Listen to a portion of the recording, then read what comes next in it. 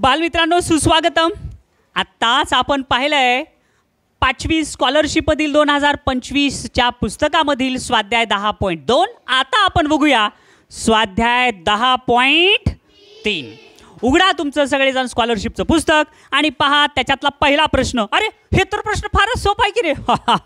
एका वाहन तळावर वाहने उभी केलेली करण्यासाठी 15 रांगा आहेत. पार्किंग आहे बरं का, पार्किंग. आणि त्याच्यात रांगा किती आहेत?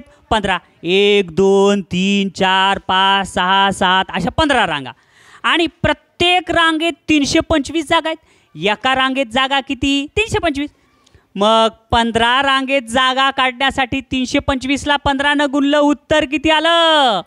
4875, जे की पर्याय नंबर किती आहे? 1. एवढा सोपा गुणाकार तर तुम्हाला येतच आहे. बालमित्रांनो आपल्याला गणित करायचं आहे, पण एक गणित एका मिनिटात व्हायला पाहिजे. मग काय म्हणले प्रश्न? सुभाषकडे 50 रुपयाच्या 678 नोटा आणि शीतलकडे 20 रुपयाच्या 805 नोटा आहेत. तर दोघांजवळ मिळून किती रुपये आहेत असं म्हणले. मग एकक स्थानी जर 0 असेल तर पटकन 0 द्या आणि त्या उरलेल्या अंकानं त्याला गुणा. 8 पंचे 40ला 0, हातचे आले 4, 7 5 35, 35 आणि 4 39ला 9, हातचे आले 3, 6 पंचे 30 आणि 3 33. इकडं एकक स्थानी 0 0, 5 2 10ला 0, हातचा आला 1, 2 न 0ला गुणलं 0, 0 आणि 1 1, 8 2 16, 16,010 आणि हे 33,900. ह्यांची जर बेरीज केली तर ती बेरीज आली किती? 40,000, जे की पर्याय नंबर आहे का त्याच्यात? पर्यायात तर 3 आणि 1 4 आणि 1 इथं येतं आहे 5. 50,000. हा घाई करायची नाही, नाही तर असं चुकतंय. म्हणजे उत्तर पर्याय नंबर किती रे मग याचं? पर्याय नंबर 2. समजलं? इथं चुकलं पण परीक्षेत चुकणार नाही. अरे बालमित्रांनो 10.3 मधलं तिसरं गणित तर अत्यंत सोपं आहे. विज्ञान प्रयोगशाळा तयार करण्यासाठी केंद्र शासनाने प्रत्येक शाळेला 15,08,980 अनुदान देण्याचे ठरवले. महाराष्ट्रातील 168 शाळांसाठी एकूण किती रुपये अनुदान द्यावे लागेल? बाबा बाबा बाबा फारच सोपं आहे की रे. दडल दिशा हे आणि ही संख्या गुणाकार करा आणि जे एक मिनिट गुणाकार करा, प्रामाणिकपणे गुणाकार करा आणि ते उत्तर किती येतं आहे ते सांगा. अतिशय सोपा आहे हा पर्याय. आलं ना 2? Very good. दाखवा मग मला गुणाकार. बालमित्रांनो फार सोपे सोपे प्रश्न आहेत. चौथा प्रश्न बघा. 405 या संख्येला 47ने गुणायला सांगितले असता अजयनं काय केलं माहिती आहे का रे? 47च्या ऐवजी 74 गुणलं.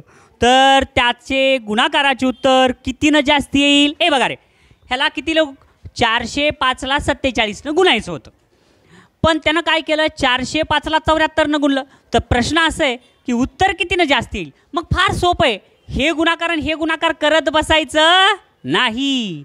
लग्नात आवश्यक आहे नुक्ती आणि गणितात आवश्यक आहे युक्तीनं सोडवा. हे 74 आहे. 74 मधून 47 वजा करा. 74 मधून 47 वजा केला. 14तून 7 गेले 7, 6 मधून 4 गेले 2, 27 आले. मग आता 405ला 27ला गुणायचं.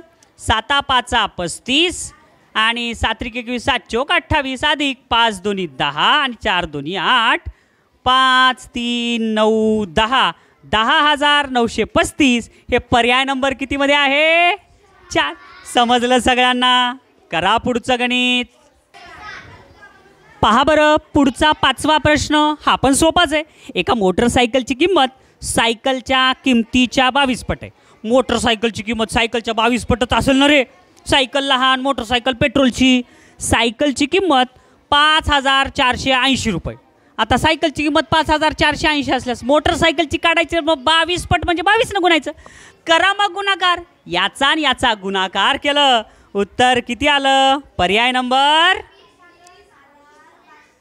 3 आला का? 1,20,560 आलं. Very good. पण गुणाकार करा सगळे. दाखवा मला गुणाकार. पहा बरं 6वा प्रश्न. पुढीलपैकी कोणते विधान अयोग्य आहे?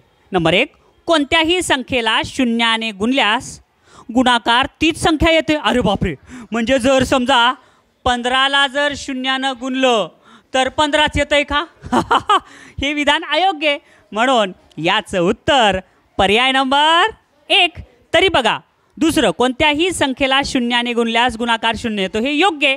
आपल्याला अयोग्य विचारलं होतं, म्हणून याचं उत्तर पर्याय नंबर 1 आहे. पुढचा प्रश्न करा. 7वं गणित. पुढीलपैकी कोणता गुणाकार या गुणाकारा एवढा आहे? म्हणजे बघा प्रश्न गुणाकाराचाच आहे आणि गुणाकारामध्ये तुम्ही दररोज 30 गणिताचा सराव करा गुणाकाराच्या, म्हणजे फास्ट होते. आता ह्या गुणाकाराचं उत्तर काढायचं आणि ह्याचं उत्तर यापैकी कोणत्या संख्याच्या गुणाकारा एवढा आहे ते बघा. तुम्हाला युक्ती शिकवलेली त्या पद्धतीनं फटाफट गुणाकार काढा आणि उत्तर काढा आणि सांगा याचं उत्तर किती ते पटकन. हा प्रश्न आणि पर्यायातल्या गुणाकाराचं उत्तर कोणतं सारखं आहे ते बघा. बाळांनो पहा बरं 8वं गणित. एका संख्येला 16ने गुणण्याच्या ऐवजी 10ने गुणले असता गुणाकार 30ने कमी होतो, तर ती संख्या कोणती? हा प्रश्न परीक्षेत आला आहे आणि 10.1 मध्ये पण सोडवला आहे. एक संख्या आहे, या संख्येला 16ने गुणण्याच्या ऐवजी त्या संख्येला 10ने गुणलं, त्या संख्येला 10ने गुणलं तर 30चा फरक आला, म्हणून फरक म्हणजे वजाबाकी. ह्याच्या गुणाकारातून हे गुणाकार वजा केला तर 30चा फरक येत आहे, म्हणून हे x आणि हे x आहे, म्हणून 16मधून 10 गेले आले 6x बरोबर 30 आणि 6 आणि x मध्ये गुणाकार असतो, म्हणून इथे x तिकडे जाऊन भागाकार 30 भागिले 6 केलं तर 6 1 6 6 पंचे 30, x बरोबर आलं 5, म्हणजे उत्तर पर्याय नंबर 1. पहा पुढचा प्रश्न. अरे बालमित्रांनो कितवं गणित चालू आहे? 9वं. काय बघा सोपं गणित आहे. गुणाकारात स्टार दिलंय आणि उत्तर दिलंय, तर स्टारच्या जागी पुढीलपैकी कोणता अंक असेल? आबा बाबा बाबा बाबा किती सोपं गणित आहे रे. स्टार म्हणजे इथे एकक स्थान, इथे एकक स्थान, म्हणजे इथं जर 6 आणि 6 जर घेतलं तर काय येईल रे? इथं 325, इथं 6 घेतलं गुणिले 56 घेतलं तर 6 6 36, एकक स्थानी 6 येते, म्हणजे हे 6 येऊ शकते.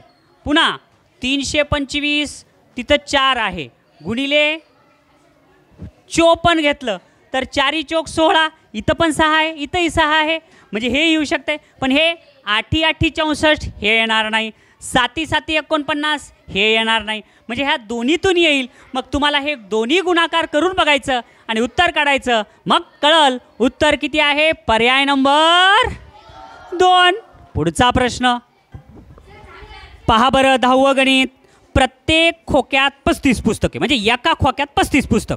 याप्रमाणे काही पुस्तके 120 खोक्यात भरली आणि तेवढं भरून 24 पुस्तकं शिल्लक राहिली, तर एकूण किती पुस्तकं शिल्लक राहिली? इकडे बघा. तर बघा एका खोक्यात 35, मग 120 खोक्यात किती येते ते बघायचं.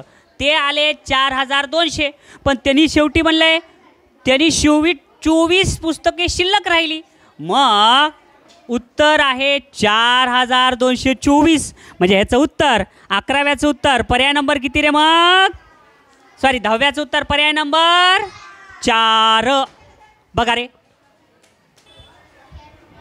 बालमित्रांनो, शेवटचं 11वं गणित फार महत्त्वाचं आहे. नागपूर ते वर्धा आणि वर्धा ते नागपूर विना थांबा बसच्या दिवसभरात 4 फेऱ्या पूर्ण झाल्या.